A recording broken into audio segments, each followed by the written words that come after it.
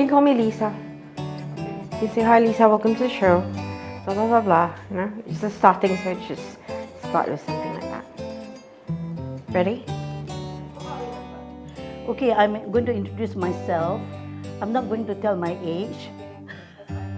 It's okay, I tell my age, doesn't matter. 嗨，我是 Madam 黄，那么我今年是71岁，我是balik。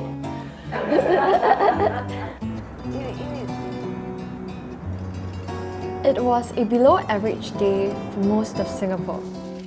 We were entering day 17 of Circuit Breaker, a day after all bubble tea shops closed their shutters. A great Singaporean tragedy. Faith Methodist Church had bigger things to be excited about. Faith welcomed its first stayer, Madam Mies, on this bright, sunny day. Her smile rivaled the radiance of the sun. It wasn't long before 7 more women came and populated the church amidst the circuit breaker. I could go on forever boasting about them, but I'd rather hear them talk.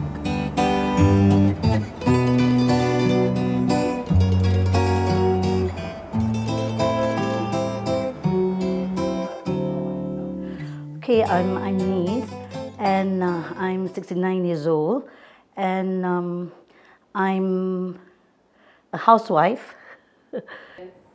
Hi, my name is Lisa. I'm actually 44 years old. I've been in sales and marketing for a long time. So I used to do sales and marketing basically before. Hello， 大家好，我是 Madam 黄，我今年71岁。I have been staying in Malaysia for a long time, but I commute between Malaysia and Singapore. I stayed at the seaside town of Mersing, where actually I run a small resort, mini resort of about 10 units of small chalets. And so sometimes I spend my time in Mersing, and sometimes I go back to Singapore. I return to Singapore to do the usual thing like paying bills, paying my insurance premium, and visiting my relatives over here. Oh, I used to go to work, take care of my kids. Basically what a single mom would do. Take care of the kids, go to work, come back, relax, watch some tellies, movies, play some games, and go to sleep and start the day all over again as usual. Yeah.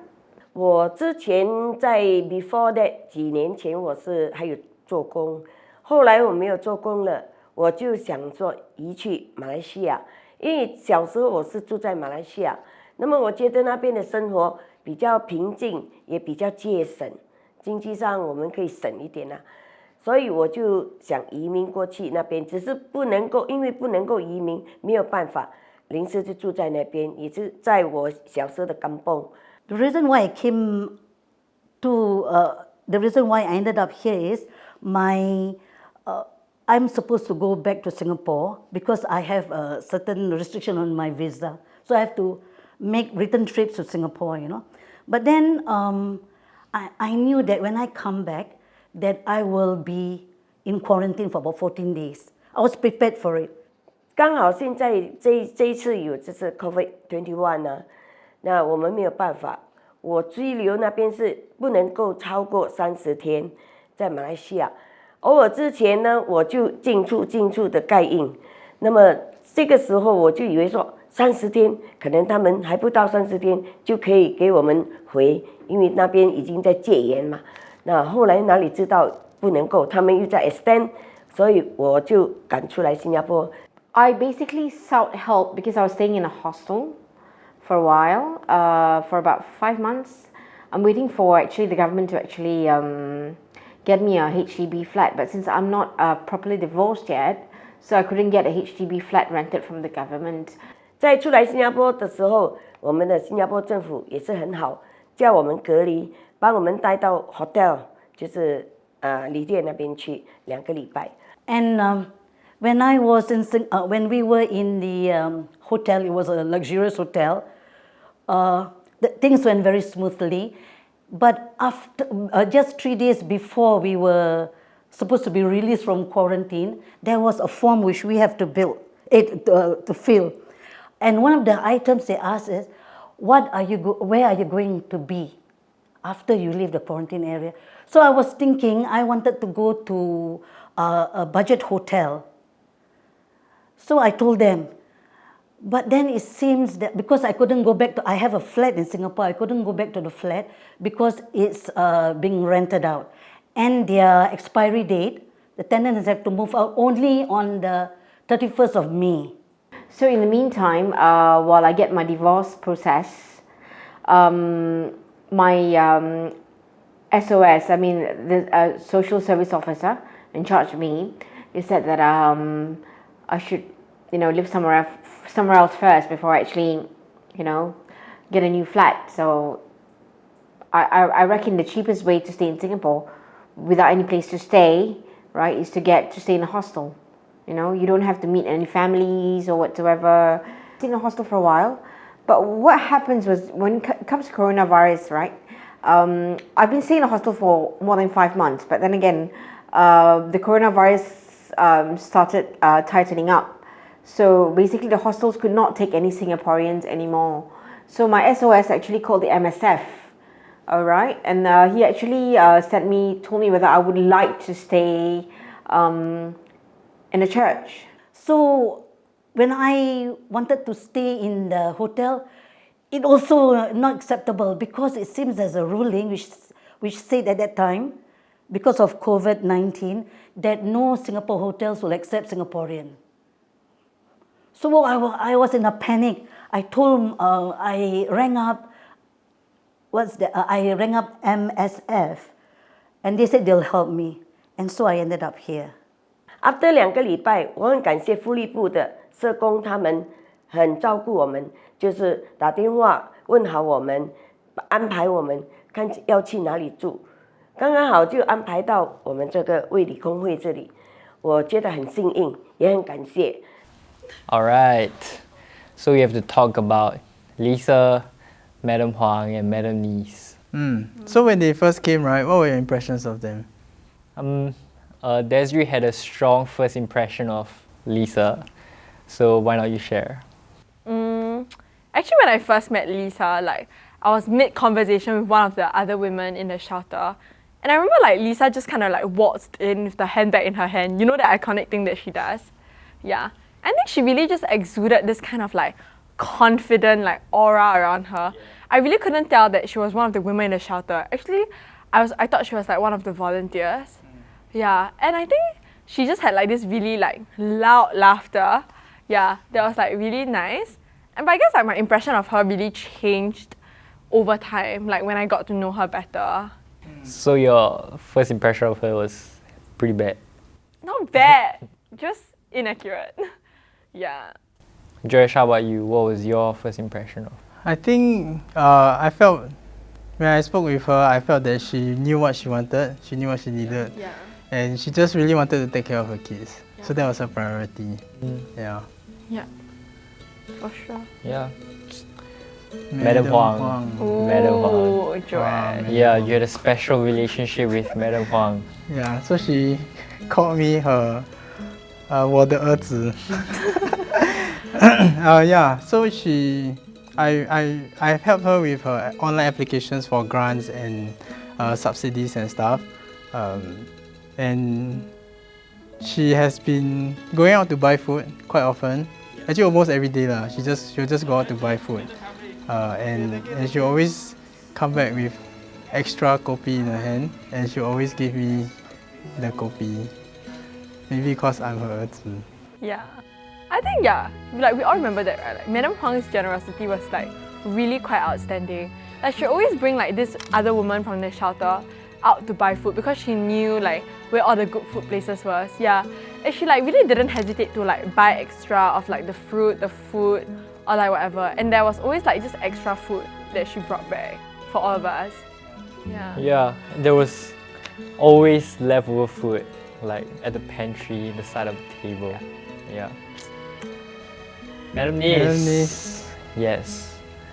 Joash, do you have any first impressions? Yeah, so Madam Niece was actually our first stayer, So when she came on the first day, I didn't meet her on the first day, but I met her after. I found that she was very, very bubbly, and she was quite just cheerful in general, and she just wanted to get comfortable and settle in. Yeah. Yeah. Yeah, I think Madam Nis is quite a special and an interesting case because she's not someone you would typically categorize as homeless, but it's purely because of the circumstances of COVID that she ended up becoming homeless. And I think that's why she was exceptionally cheery and super intentional about making friends with the other stayers here at FMC. Yeah, and she was very, very empathetic towards all the other women and their situations, that she really went beyond what was necessary for her to go on and help the other women, right? Yeah. And I think as church staff and as volunteers, we were super grateful for her because when we weren't volunteering, she was there 24/7, almost taking care of the women herself, like she was a volunteer herself also. Yeah. Nis took the time to listen to all their stories and wished to share some misconceptions people might have about her friends to help you clean your lenses to see them rightly. So this is Nis speaking for them as a genuine friend. But I find that the word homeless, which can be referred to some of them, it conjures all the very bad negative vibes. Because some of them they've got a house, but they cannot go back to because the relationship is broken. Father being violent, how can she go back to? And I hope this is not the norm in Singapore, that many children abandon their parents, their mother or father. And it's the wrong time to abandon. It's a very sad time to abandon them because they're old. They cannot feel very sad about it. They cannot find income. They cannot find a place to stay. And I could relate to some of them because when they confide in me, I wish I could help them, But the pain is still on. I have a few friends among this small group who are like that. The pain, they say, is so bad that they just want to walk away, and be somewhere that they are appreciated. So I hope that this kind of thing is not the norm in Singapore, because I think it's very bad for our society to be on this type of situation. So then the last part that I would like to discuss is misconception. A misconception about the people who are homeless. They're not lazy. They do not, if possible, they have their pride. They do not want handouts. Alright, Desiree. S3P has ended. We're in August. And do you remember the time on their very last day we went out on a mini date and we're talking about them. It was quite a serious conversation about social justice, right? What do you say?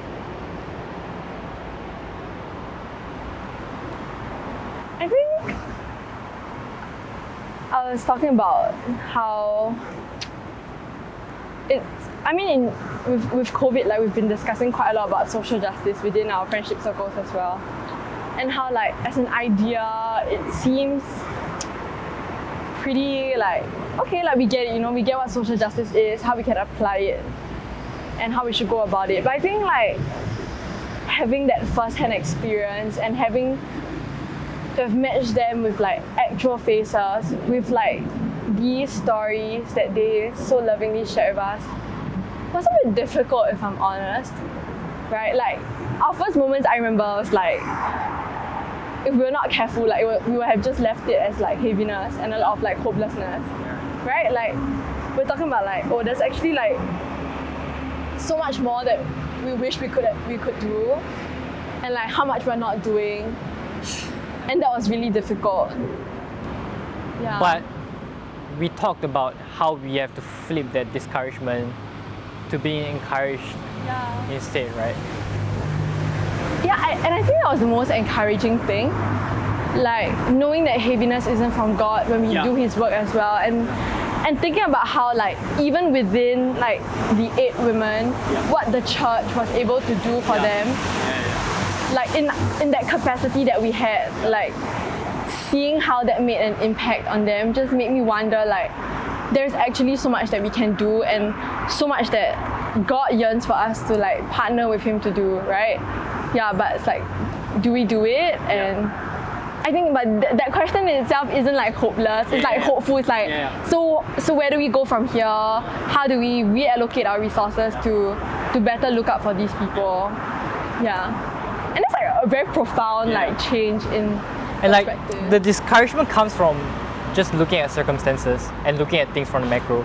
But then when you acknowledge that they're also like humans, just like us, and when we share joy in like the smallest things in our own lives, like when we get like kopi peng on a very hot day, and we just like damn sure, right?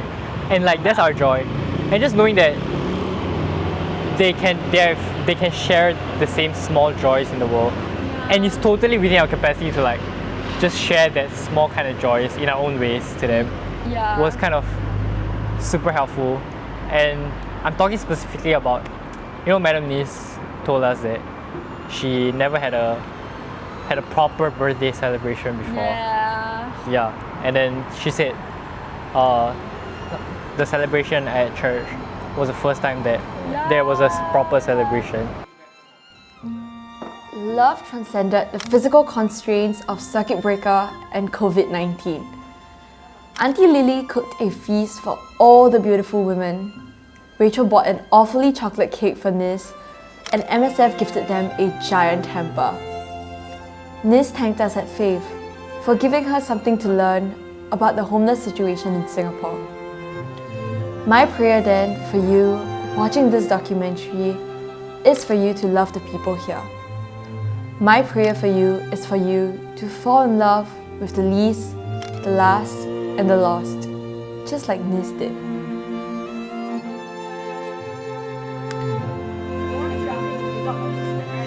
Black forest. Black forest cake. Okay, where's the knife? Where's the Knife. Knife is something. I don't my Germany. Knife. Oh, you can celebrate with champagne there, huh?